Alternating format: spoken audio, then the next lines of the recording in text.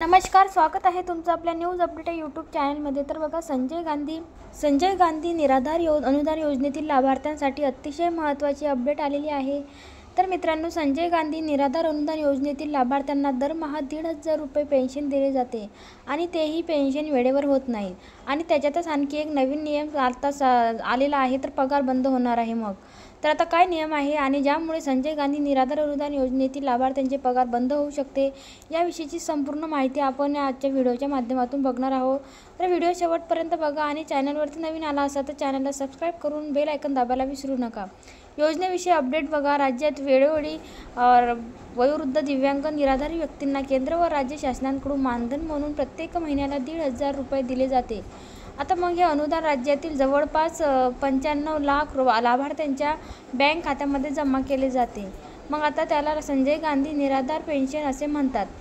यामध्ये इंदिरा गांधी पेन्शन योजना, तसेच श्रावण बाळ पेन्शन योजना, दिव्यांग काही पेन्शन असतील त्यांचा समावेश होतो। मग या योजनेमध्ये एक नियम असा आहे सांगण्यात आला आहे की ज्या नियम बघूयात, ज्या व्यक्तींना संजय गांधी निराधार योजनेचा लाभ मिळत असेल त्यांना शासनाच्या इतर कुठल्याही पेन्शन किंवा मानधन मिळणाऱ्या योजनेचा लाभ घेता येणार नाही आहे। आणि असे आढळून आले तर त्या व्यक्तीचे संजय गांधी निराधार योजनेचे पेन्शन बंद केले जाईल, अशा पद्धतीचा नियम आहे असे म्हणतात आहे। तर लाभार्थ्यांसाठी आता काय महत्त्वाच्या सूचना दिलेल्या आहेत, तर बघा, काही लाभार्थ्यांनी लाडकी बहीण योजनेत सुद्धा फॉर्म भरलेला आहे आणि संजय गांधी निराधार अनुदान योजनेचा सुद्धा लाभ घेत आहे।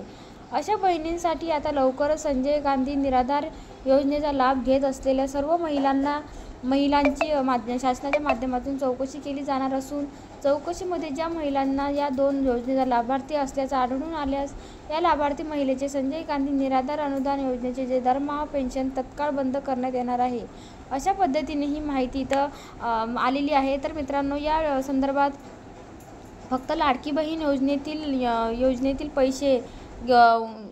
पैसे होणार आहेत, तर संजय गांधी निराधार अनुदान योजनेतील जे पैसे बंद होणार नाही, कारण की ऑलरेडी लाडकी बहीण योजनेतील जे लाभार्थी आहेत त्यांना स्टेटसला या ठिकाणी संजय गांधी अनुदान योजनेचे एक टॅब त्या ठिकाणी टाकलेला आहे आणि त्या ठिकाणी जर लाभ घेत असाल तर त्या ठिकाणी यस नो आलेला आहे आणि तिथे यस आलेल्या महिलांचे लाडकी बहीण योजनेतून पैसे या ठिकाणी तेव्हाच तिथे बंद झालेले आहेत।